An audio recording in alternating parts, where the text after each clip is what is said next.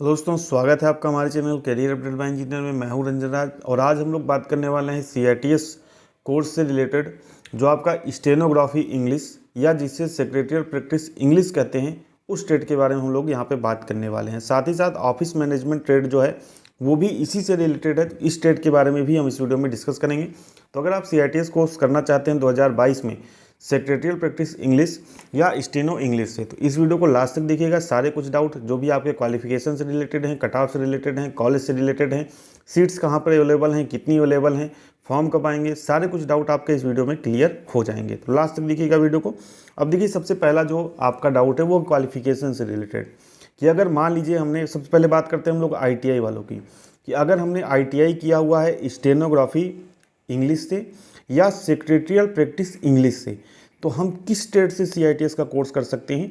तो स्क्रीन पर आपको दिख भी रहा होगा, अगर आपने ITI किया हुआ है, ध्यान से मेरी बात समझिएगा, आपने ITI किया हुआ है, NCVT से ITI किया हुआ है, सेक्रेटरियल प्रैक्टिस इंग्लिश और स्टेनोग्राफी इंग्लिश से, तो आपको ऑफिस मैनेजमेंट ट्रेड से CITS का कोर्स करना है। ध्यान से समझिएगा, क्योंकि ऐसे बहुत से ट्रेड हैं जिनका सेम नाम से CITS ट्रेड उपलब्ध नहीं है।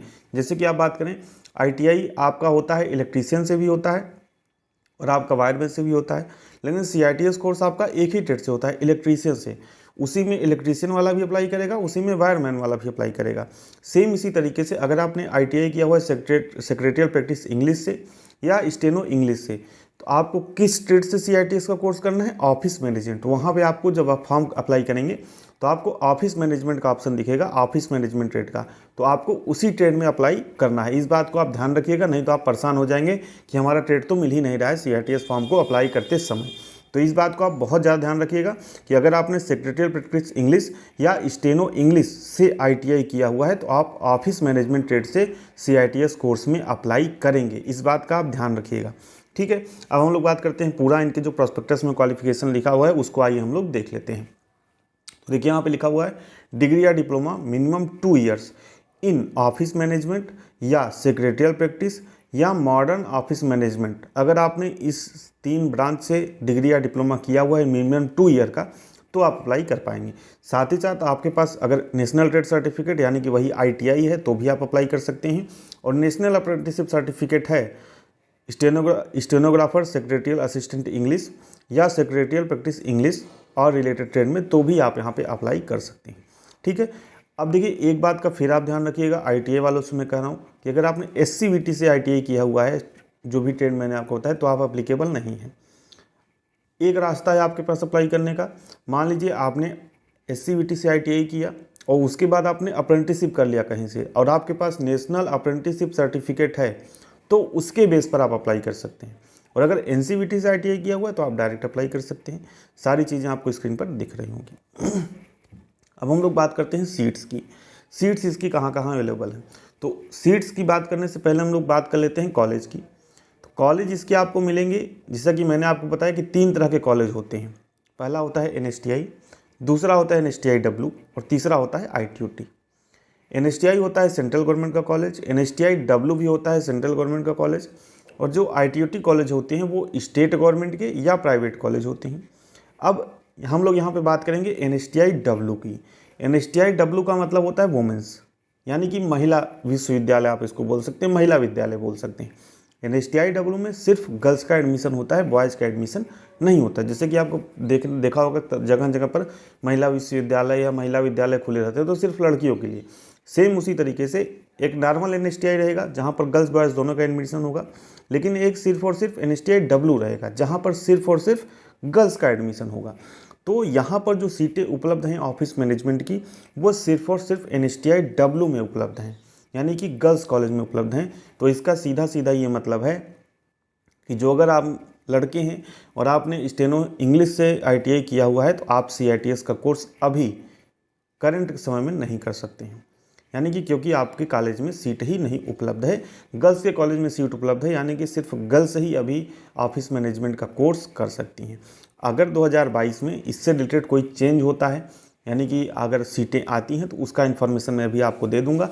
लेकिन 2021 तक की बात करें, 2021 के प्रोस्पेक्टस की बात करें, तो लड़कों के लिए यहाँ पर सीट उपलब्ध नहीं है। सेम इसी तरीके से स्टेनो हिंदी का भी है, वहाँ पे भी लड़कों के लिए सीट उपलब्ध नहीं है और यहाँ पर भी लड़कों के लिए सीट उपलब्ध नहीं है, सिर्फ गर्ल्स कॉलेज में सीट उपलब्ध है। अब बात करें कितनी सीट उपलब्ध है, तो 125 सीटें उपलब्ध हैं। और यहाँ पर कॉलेज आपको स्क्रीन पर दिख रहा होगा, कॉलेज इसके कहाँ कहाँ पर हैं, नोएडा, बेंगलोर, बड़ोदरा, इलाहाबाद, जयपुर, 5 जगह पर आपको इसके कॉलेज मिल जाएंगे ऑफिस मैनेजमेंट के। दिक्कत वाली कोई बात नहीं है, सभी जगह पर आपको हॉस्टल की सुविधा, मेस की सुविधा बहुत ही कम चार्ज में, क्योंकि सेंट्रल गवर्नमेंट का कॉलेज है तो बहुत ही कम चार्ज में आपको मिल जाती हैं चीज़ें, सुविधाएं, हॉस्टल भी मिल जाता है, मेस भी मिल जाता है, तो घबराने वाली कोई बात नहीं है। अब हम लोग बात करते हैं कि सिलेबस, जो एंट्रेंस एग्ज़ाम आप अगर देंगे, क्योंकि आपको पता है कि CITS कोर्स अगर आपको करना है तो एंट्रेंस एग्ज़ाम के बेस पर आपका सिलेक्शन यहाँ पे किया जाता है। तो एंट्रेंस एग्ज़ाम में आपके टोटल 100 क्वेश्चंस रहेंगे, 2 घंटे का आपको समय दिया जाएगा, किसी भी तरह की निगेटिव मार्किंग यहाँ पर नहीं होने वाली है, ठीक है। 100 क्वेश्चन में 75 क्वेश्चन आपके ट्रेड से रिलेटेड रहेंगे और 25 क्वेश्चंस आपके नॉमिनल एप्टीट्यूड और लॉजिकल रीजनिंग से रहेंगे, यानी कि मैथ और रीजनिंग से कुछ क्वेश्चन रहेंगे। तो मैथ और रीजनिंग के जो नॉन टेक्निकल प्रश्न पूछे जाते हैं 25 प्रश्न आपसे, उसका मैंने मॉडल पेपर भी बना दिया है। टोटल 10 सेट उपलब्ध हैं जहाँ पर 250 क्वेश्चन हैं, तो वहाँ पे आपको एक आइडिया लग जाएगा किस तरह के मैथ और रीजनिंग से किस तरह के प्रश्न पूछे जाते हैं। इस मॉडल पेपर में हमने जो है प्रीवियस ईयर में आए प्रश्नों को भी रखा है, तो सारा कुछ आपको आइडिया हो जाएगा। तो आप इस मॉडल पेपर को डाउनलोड कर सकते हैं और अपनी तैयारी कर सकते हैं। अब हम लोग बात करते हैं एग्ज़ाम लेवल की। तो आपने चाहे डिग्री किया हो, चाहे डिप्लोमा किया हो, चाहे ITI किया हो, एंट्रेंस एग्ज़ाम में जो प्रश्न पूछे जाएंगे वो ITI लेवल के प्रश्न ही पूछे जाएंगे। यानी कि अगर आपने, ऐसा नहीं है कि अगर आपने डिग्री किया है, डिप्लोमा किया है तो वहाँ से प्रश्न पूछा जाएगा, नहीं, बिल्कुल नहीं। यहाँ पर जो आपसे प्रश्न पूछे जाएंगे, जो ITI लेवल का स्टेनो इंग्लिश का सिलेबस है, स्टेनो इंग्लिश की बुक्स हैं, वहीं से आपसे प्रश्न जो है पूछे जाएंगे। तो जो आपको एंट्रेंस एग्ज़ाम के लिए प्रिपरेशन करनी है वो ITI लेवल की ही करनी है। अब हम लोग बात करते हैं इसकी कट ऑफ की। तो कट ऑफ आप इसका 60 से 65 के बीच रहने की उम्मीद है। अगर आप फर्स्ट लिस्ट में ही सिलेक्शन चाहते हैं, यानी कि फर्स्ट राउंड की काउंसलिंग में ही सिलेक्शन चाहते हैं, तो 60 से 65 के बीच आप रखिएगा जनरल कैंडिडेट, और साथ ही OBC SC ST कैंडिडेट हैं तो 60+ लाने का प्रयास करिएगा। इससे कम में भी सिलेक्शन हो सकता है, लेकिन आपको सेकेंड और थर्ड राउंड का वेट करना पड़ सकता है। अगर फर्स्ट राउंड में ही आप अपनी श्योर सिलेक्शन चाहते हैं, फर्स्ट काउंसलिंग में ही, तो जनरल वालों को 65 के आसपास और OBC SC ST वालों को 60 से 65 के बीच मार्क लाने पड़ेंगे। तो उम्मीद करता हूँ। साथ ही साथ एक चीज़ और, काफ़ी ज़्यादा लोग पूछते हैं कि इसके फॉर्म कब आएंगे, तो फॉर्म इसके मई लास्ट या जून के फर्स्ट सेकेंड वीक तक आ जाएंगे। देखिए, इसके फॉर्म पिछली बार जुलाई में आए थे, क्यों? क्योंकि पिछली बार कोरोना की सेकेंड वेव आ गई थी, तो इस वजह से जो लड़के ऑलरेडी CITS का कोर्स कर रहे थे उनका सेशन ख़त्म होने में लेट हो गया था। लेकिन इस बार पूरी उम्मीद है कि मई लास्ट या जून के फर्स्ट सेकेंड वीक तक इसके फॉर्म आ जाएंगे और बहुत ही जल्दी इसका एग्ज़ाम होकर नया सेशन जो है शुरू हो जाएगा। तो ये आपके डाउट्स उम्मीद करता हूँ क्लियर हुए होंगे। जो भी स्टेनोग्राफर इंग्लिश से, क्योंकि काफ़ी ज़्यादा लड़कों को कन्फ्यूजन यही रहता है, प्रॉस्पेक्टस वो देखते नहीं और वो सिंपली यही कन्फ्यूज़ होते हैं कि हम किस में अप्लाई करें, हमारा तो ट्रेड ऑप्शन में आ ही नहीं रहा है। क्योंकि जब आप वहाँ पे CITS का फॉर्म भरने जाते हैं तो वहाँ पे आपके ऑप्शन में आता है कि किस ट्रेड से आप अप्लाई करना चाहते हैं। तो लड़के ने स्टेनोग्राफी इंग्लिश से किया हुआ है तो उसका ट्रेड आ ही नहीं रहा है, तो उसको यही नहीं समझ आ रहा कि किस ट्रेड से हम अप्लाई करें। तो मैंने आपको ये बता दिया कि आप किस ट्रेड से अप्लाई करेंगे, ऑफिस मैनेजमेंट ट्रेड से अप्लाई करेंगे और उसी से आप CITS कोर्स करेंगे।